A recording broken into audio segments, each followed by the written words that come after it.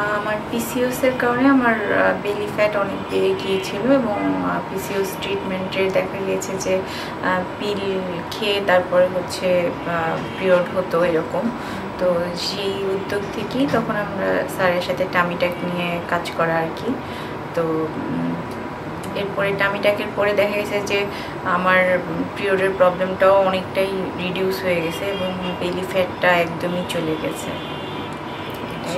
আর আজকে 1.5 মাস এমনি আমার বেশি দিন দেখা গেছে আমি ঈদের সময় হয়েছে, তো দেখা গেছে যে আমি ঈদের দিন ঘুরতে গিয়েছি খুব একটা বেশি, যে এটা নিয়ে অনেক বেশি সাফার করতে হয়েছে বা সার্জারি পেইন এরকম কিছু হয়নি।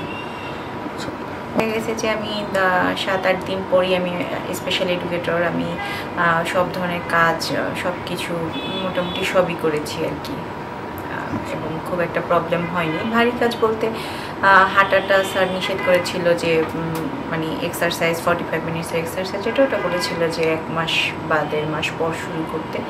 এছাড়া বাকি স্বাভাবিক যা কিছু সব কিছুই কন্টিনিউ করেছি আর কি।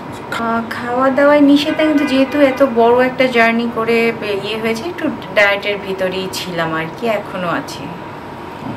তার যথেষ্ট পরিমাণ হচ্ছে সহযোগী, এবং যেমন পেমেন্ট থেকে শুরু করে কোনো কিছুই যেমন হচ্ছে যে একটা ফ্লেক্সিবিলিটি আছে এখানে।